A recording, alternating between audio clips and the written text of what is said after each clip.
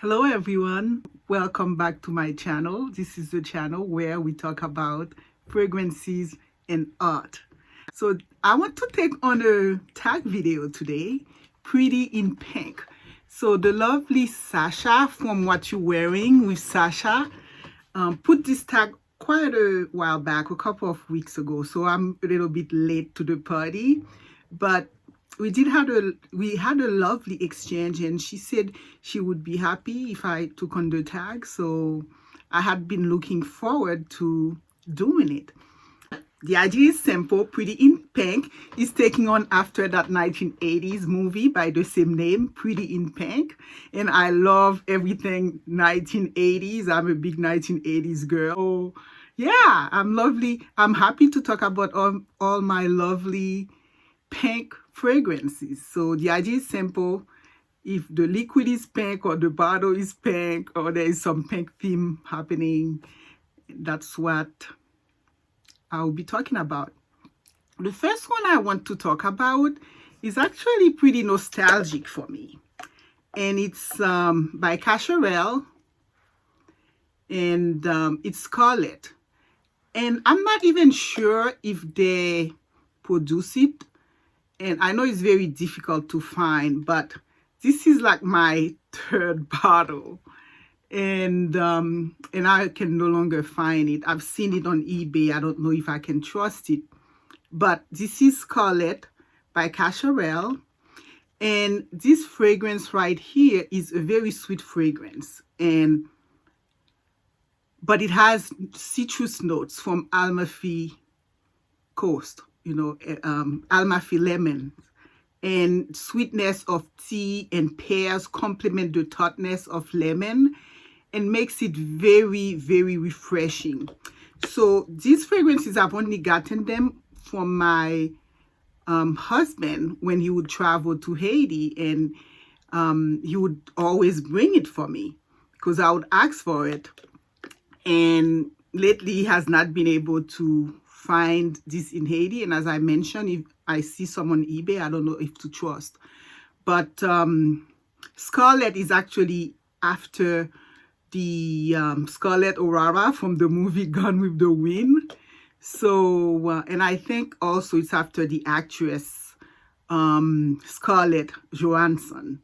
So we've had 3 famous perfumers, I believe, who have worked on this creation. So in addition to the lemon and the tea, it has a base of sandalwood and honeysuckle and jasmine and orange blossom. It's just so beautiful to wear in a tropical island on summer.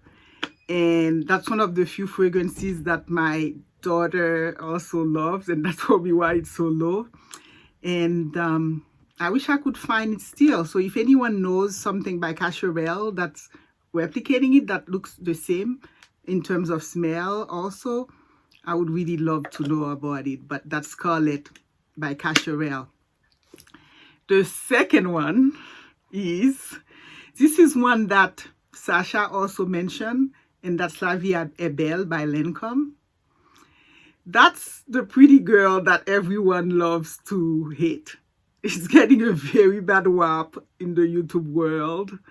But as you can see, this is a fragrance I've used the most in terms of how low it is.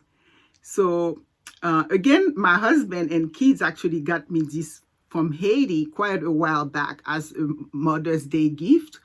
So I've been wearing it ever since. This is a gourmand fragrance, and it's very elegant. It's very, very sweet.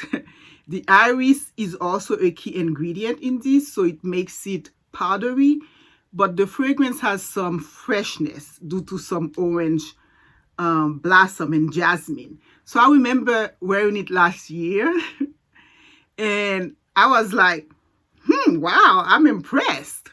Because I was smelling it in the middle of it when the orange blossom and the jasmine came into being. And so because when I first started wearing fragrances, I wasn't really paying attention, but by last year I could tell the difference, and I could appreciate the beauty of this fragrance and the complexity of the fragrance, actually, because it has the patchouli and the spun sugar in the base, that it is really famous for, that gives it this complexity. And I agree, you also get a lot of compliment about it. So why is it getting a bad rap?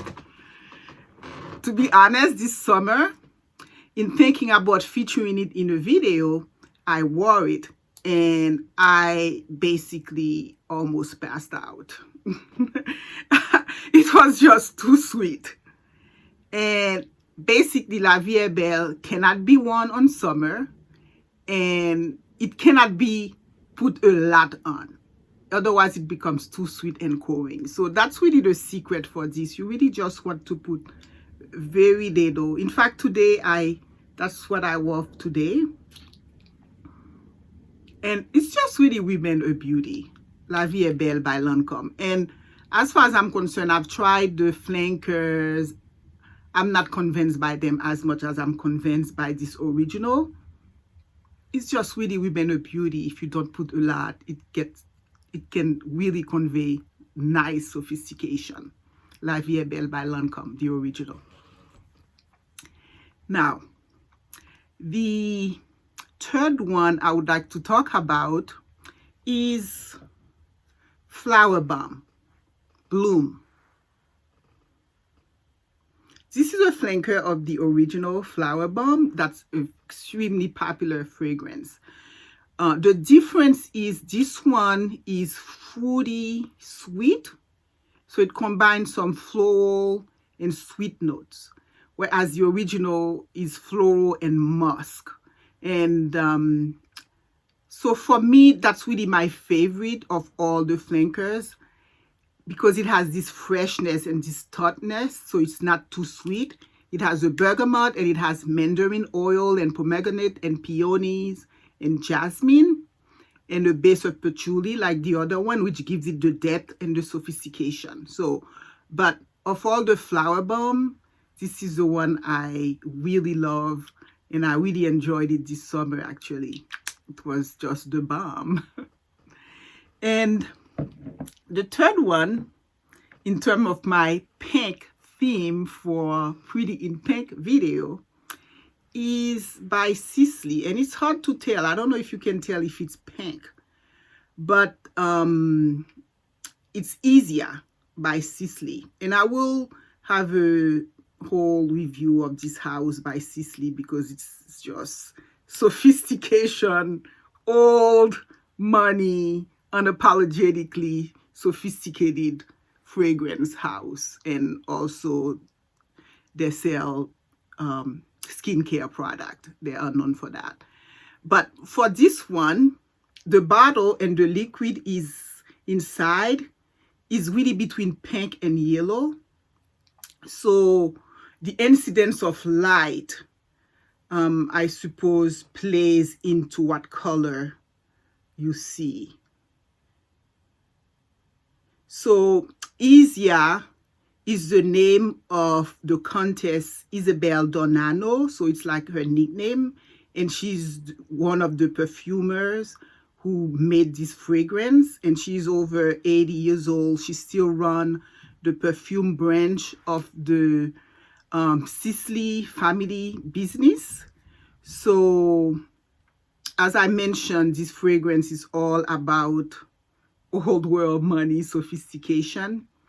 What I like with the house and this fragrance also, it's an aldehyde fragrance. And the aldehyde, you know, it's in the tradition of the Chanel No. 5, which is an aldehyde fragrance.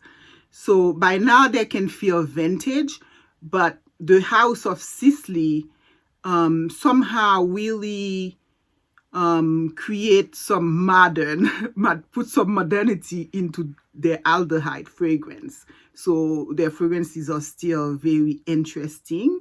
So there is this modern take on the aldehyde. So when you first spray this, there is a certain bite to it. And it's very strong and it's very powdery. And it's pretty much like all SISLEY's fragrances.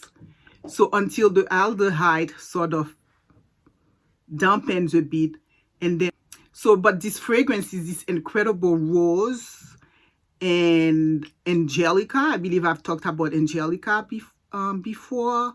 It's somewhat in the parsley family. So you have just juxtapositions of beautifully smooth rose and a little bit of the bite and spicy of the angelica. And the whole thing is just really like a wonderful flower garden that opens up. So, and it's feminine and very sensual, I find. And of course, very sophisticated. Very beautiful for summer. So that's IZIA by the House of SISLEY. Flower garden that opens up. So, and it's feminine and very sensual, I find. And of course, very sophisticated. Very beautiful for summer. So that's IZIA by the House of SISLEY. And last but not least, it's actually the only sort of celebrity fragrance I have. And it's by Sarah Jessica Parker. And that's Crush. So Crush is supposed to be, you know, inspired after sort of the first crush, a summer crush. So essentially the fragrance is really vanilla and coconut. And I purchased it because, I mean, who doesn't want to sort of feel a little bit like, you know, Carrie Bradshaw in Sex in the City and Mr. Big and all that. So the fragrance is supposed to sort of capture this New York girl and her, you know, freshness and so forth. And also it was launched because Carrie also has a shoe line. It was launched to sort of mimic the look of some of her shoes. And so it's this beautiful, and she models this perfume wearing two colors like that, actually, like the pink and sort of the orangey pink. So it's a very sparkly fragrance. I found that's a little bit perhaps too youthful for me, but I actually found a trick to sort of layer it with House of CI Central Pairs this summer, and it was very pleasant. I can see that this fragrance would be really wonderful on the beach, actually, because of the strong coconut. It's mostly coconut. So in that sense, the packaging to me is a little bit maybe not connected to what the liquid is inside, because it's it feels more like, because of the coconut, it's really more like a summer fragrance. Although with the vanilla, you can pull it off during fall as well, and even winter, who knows. So it's been fun showing you my pretty in pink fragrances, and I hope you enjoy them. Please do not forget to like and subscribe, and I am very excited. I've passed 100 subscribers. I understand it's a big achievement in the YouTube world, so I'm highly appreciative of your support. And I look forward to sharing more of my fragrances and my art. I thought of sharing with you this beautiful painting by Françoise Jean. Françoise Jean paints only children because she says children are her inspiration. And here we see those beautiful children in pretty dresses. Many of those dresses are pink. And this is a first communion. So we see children in all the activities that normally adults would be in. And so we have a band right here, and then children are dancing, they're playing fun, they're doing promenade across the bridge. And so this is a beautiful countryside in Haiti here, depicting all those children in those wonderful activities. Françoise Jean is very well known for her painting of children.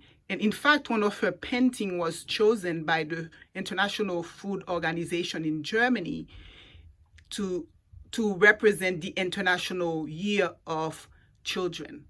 And this painting, we purchased it to put in our kids' room when they were babies, and they would look at this painting for hours. So they are very creative, so I wouldn't be surprised that some of their inspiration come from exposure to such beautiful Haitian painting very early on as babies. So I'm really happy to share this painting with you. Clearly, it goes really well with our theme today, pretty in pink.